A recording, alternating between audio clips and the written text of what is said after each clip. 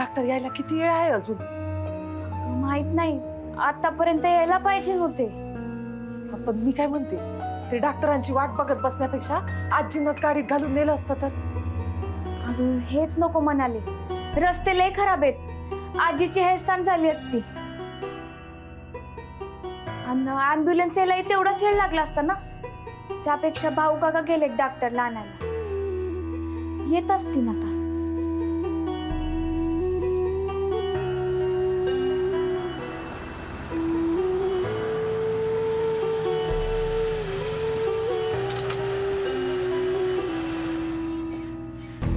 मी त्यांना घेऊन आजीच्या खोलीत येतो लगेच. आलो. चला डॉक्टर साहेब या. आलो आलो. हे बघ चला चला.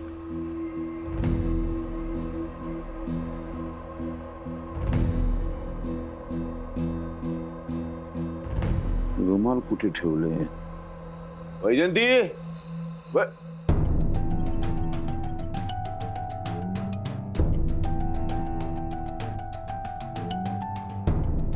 बायको म्हणून कर्तव्य आहेत की नाही काही?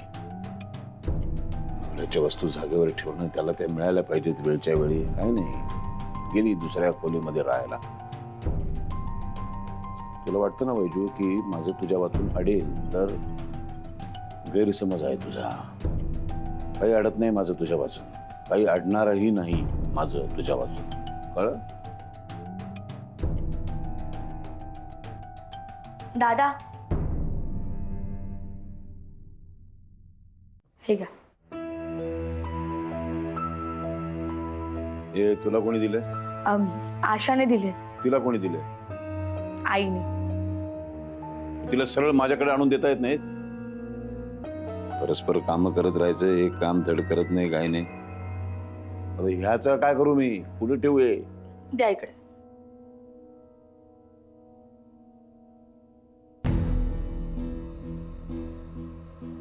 तुला काही बोलायचंय का माझ्याशी? हो दादा, त्यासाठीच आम्ही दोघी पण आलो इथे. बोला.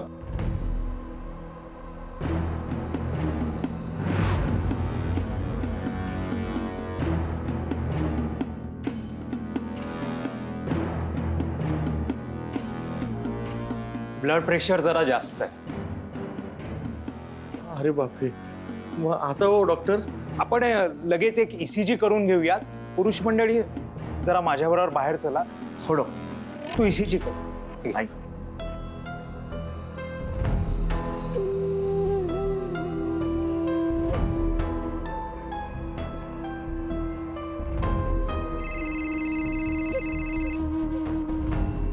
Excuse me. मी आलो. शुअर.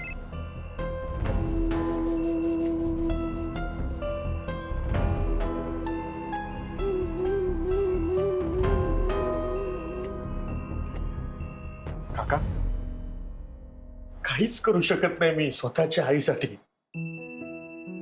सगळं आयुष्य नुसतं भीतीने आणि ते हे दडपणाखाली घालवले. खूपदा वाटायचं की हे असं उठता बसता होणारा अपमान, ते घालून पाडून ऐकावे लागणारे शब्द, सारखा होणारा मानसिक त्रास, हे सगळं सहन करण्यापेक्षा ना आपलं कुटुंब घ्यावं आणि लांब कुठेतरी निघून जावं असं सारखं वाटायचं. पण नुसतं वाटायचं, प्रत्यक्षात ते हे कृती करण्याची हिंमत माझ्यात कधी झालीच नाही. माझ्यातल्या त्या नाकर्तेपणाने मला थांबवलं. मी कसा रे असा काका रिलॅक्स. हरलो. मला ना हरल्यासारखं वाटतंय रे. असा विचार बिलकुल नाही करायचा. सारं तुला सांगतो, आईला जर काही झालं ना तर मी स्वतःला आयुष्यभर कधी माफ करू शकणार नाही. काका तिला काहीच होणार नाही. हिम्मत ठेवायची, सगळं नीट होणार आहे. चुकीचा विचार अजिबात करू नका.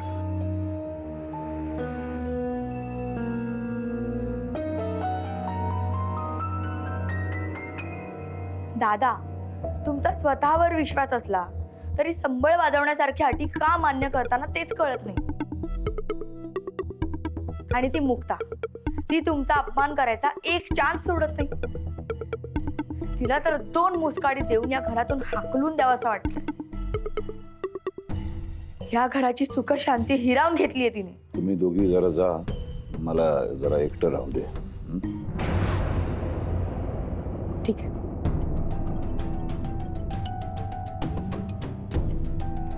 आर्या चल.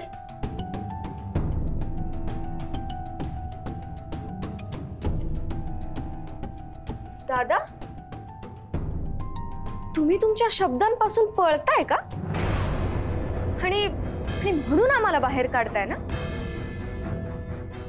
रेणुका, बघ बघ, हे आपल्या नजरेला नजरही मिळवत नाहीयेत. ही काय बोलतेय? अगं आर्या, काय बोलतीयस?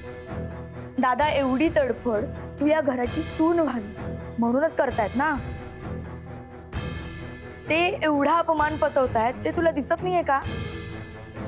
आम्ही सगळे त्या मुक्ताला या घरातून बाहेर काढायला इतके भांडतोय, तेही दिसत नाहीये का तुला?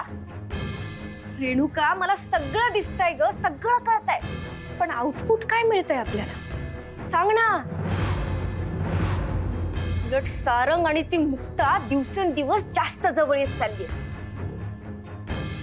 आणि मी रोज स्वतःच मरण स्वतःच्या डोळ्यांनी पाहते. आणि दादा, साखरपुड्यापासून मी या घरात, आणि तुम्ही मला फक्त आश्वासनं देत राहिला. आणि मी वेड्यासारखी ती आश्वासनं पूर्ण होतील, कधीतरी सारंग माझा होईल याची वाट बघते. दादा तर शब्द पाळतातच, म्हणून तर त्यांनी संभळ उचलला.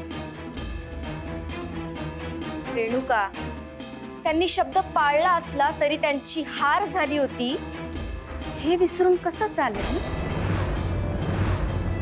त्यात माझीही हार होती, त्यांच्या इतकाच माझाही अपमान झाला होता. पुढे माझं काय होणार आहे, माझं काय करायचंय याची कुणालाच पर्वा नाहीये.